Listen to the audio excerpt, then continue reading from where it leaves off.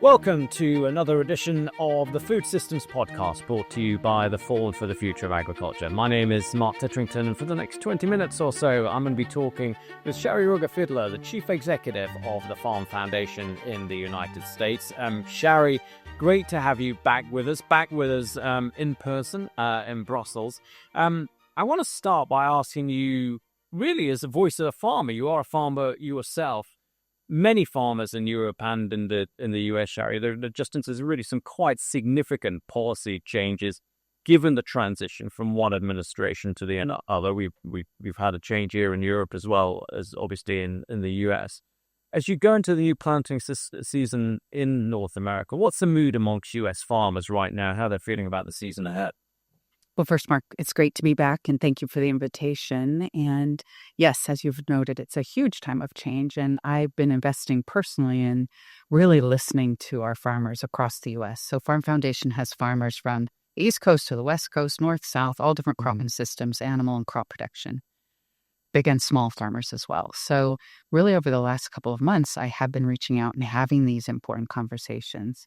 And I'm trying to figure out, I think they kind of cluster in a few groups in terms of how that sentiment is, because as you know, in Europe and in the US, it's not one size fits all for how farmers are thinking about this. But in terms of the strategies and the sentiment, I think some are really taking this hold, do nothing strategy. And I think, some people are concerned about that in terms of the implication across the whole economy if everybody takes that hold strategy of no new investments, for example. Yeah. And this is from farmers who are innovators who normally are making these leading investments. So I think that's a watch out to see, how long will this kind of holding pattern happen, some of these big farming operations. Some of the other entities are trying to kind of take a short-term versus a long-term strategy. And in the short term, try to kind of just make it through this year. Most farmers, as you know, 80% of farmers in the U.S. voted for Trump. So I think there's a lot of trying to extend goodwill and hope for the changes that are going on, yet while digesting probably a very difficult year for most farming operations, primarily because of the impact of the trade tariffs. But also just margins are going to be so tight for everyone, whether it's equipment costs, they're very concerned about that, or the implications of the trade tariffs. So I think that short-term strategy of just doing whatever each operation needs to get through. But then I think the longer-term strategies, what we're seeing is people really thinking through their own sort of business strategy of their operations. For the farming operations that are already diversified, I think they're in a good position, a resilient position already. But I think other farming operations are looking at how further could they diversify their business and their farming operation. And also, what are the opportunities to try to add more value-added aspects to their farming operation to capture more value, given that maybe their core operation is just going to be such thin or really honestly losing money this year and possibly next year. So trying to think, how can we keep our operation going, with these thin or negative margins? Do you think that is that evolution that we're seeing in farm businesses? Do you think that would have happened anyway, independent of administration changes, policy changes? Do you think that's just maybe where we are now in the cycle? Well, definitely that is a trend happening anyway, but it's a question of the speed. Right. Is it catalyzing it, accelerating it? And I think the answer to that is yes. Yeah. It might also honestly accelerate some loss of farm families in the U.S. as a result of that. So I think that's going to be an important thing to watch over the next couple of years to see who can persist. Yeah. And I think those who will persist will be those ones that can adapt and are agile, whether it's through diversification or value capture. And in some parts of the country and some different types of operations, those opportunities might not exist. But time will tell.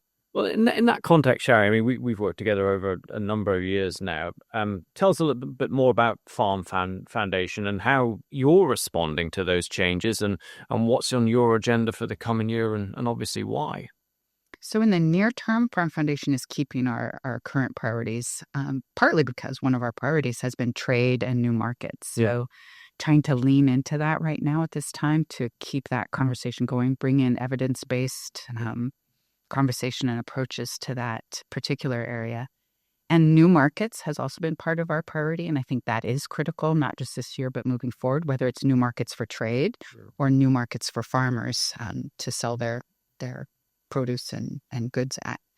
But having said that, Farm Foundation is right in the middle of developing our next 3-year strategy. So it's in some ways perfect timing because we're taking this time of reflection. We're actually holding a summit in May at our new innovation campus and bringing together 2 of the former ag secretaries of the U.S. and thought leaders across the whole food value chain to really look ahead over the next 5 to 10 years to say, with these changes we're seeing going on right now, how is that going to change U.S. food and agriculture and global food and agriculture? And what's the role that Farm Foundation can play in that vision over the next 5 to 10 years? So I'm really excited about that. With every challenge comes opportunities, whether it's farmers, businesses, or Farm Foundation. And so we, like everyone else, will be looking for where those opportunities are for us to lean into our mission. I do think our mission is more important than ever. Yeah. Well, certainly. I mean, the forum was set up and is established here in Europe, but we're always interested in those perspectives from other parts of the world, and would certainly be interested in what comes out of your May summit. So wish you well with that. I said earlier we've worked together for a number of years. One of the things that we worked on as a global forum for farm policy and innovation, we set that up together several years ago with the Canadian Agri-Food Policy Institute, Australian Farm Institute. Shari, from your perspective, why do you think it was important that we took that step collectively? Why was it important to Farm Foundation? What would you say that you think we've achieved? And given the changes in the geopolitical landscape, how important do you think GIFBI still is? That's a great string of questions. And if I don't answer them all, come back to me on them. But I was reflecting on what our original why was for establishing what we affectionately call GIFBI. Yeah. And I think that original why was because of having similar shared values about the value of independence, the value that brings to our sector, and a global perspective and how important that can be. And then as we set our original agenda, it was on trade and sustainability, and reflecting on that moment when we decided that, we thought that at that time, there were strong tailwinds for us where both the public sector and the private sector had this energy and momentum in trade and sustainability. So we all aligned on that. Now, that's a very different situation where we're seeing not only headwinds, but turbulence in terms of the public-private sector and trade and sustainability. And yet I think that why is even more important now when there is headwinds and headwinds and turbulence, for us to lean into that and have that independent voice and to keep a global agenda going and global relationships and partnerships. I think over the fairly short time that we've had this collaboration, I think we on an organizational and individual standpoint have developed such strong relationships and have brought other organizations into that. And I think we need to keep that going, to keep that global dialogue going and not become too insular. So I personally am doubling down on my commitment to GIFBI at this time. Yeah. I mean, I would have to say from my point of view, I think, we talked a little bit over breakfast this morning about the fabric and the tissue and investing in that. Of course, there could be a temptation to retreat given to our own corners, given everything that's going on in the world. Certainly from my point of view, when I think about why our forum was established in the first place, to try and get agriculture and environment to talk to each other and have that dialogue, that transatlantic dialogue, the global dialogue, to me seems more important now than ever, and again should be independent, I would argue, of policy changes. So I think one question is, what is the role of the private sector, the government, and NGOs? Yes. And then the global organizations, whether it's OECD, FAO, the WTO. And I think we know it's going to look different than it did in the past. But I think our role is to keep that independent, evidence-based value system going, and that connective tissue or the fabric is important, that we believe at that global stage. Yeah, no, fully agree with that, and that's why I also want to thank you, Shari, for coming here and joining us in Europe at this particular time. It's our annual conference. You were here a couple of years ago. Obviously, the world was a little bit different, back then. What are you hoping to learn from your visit this time, and obviously from the conference that you can take back to the US? Well, just as I valued going to Washington, D.C. multiple times in these first months of the administration to really listen to people, so too do I just really value that opportunity to come here and listen to the different European perspectives about what's going on. Not only a European perspective about what's going on in the U.S., but also just to get a better understanding of the European mindset right now, because there's a lot changing here in Europe as well.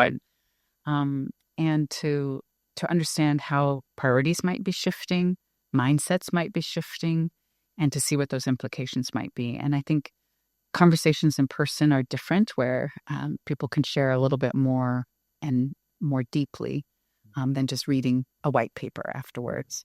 And then secondly, I think as a farmer myself, I've always valued some of the farmers that are always here. I think that sharing and exchanging across the pond with different farmers is definitely valuable to me as well. So looking forward to both of those things. Yeah, well, they say that half a life is about showing up, and we certainly appreciate you showing up here in Brussels for these next couple of days.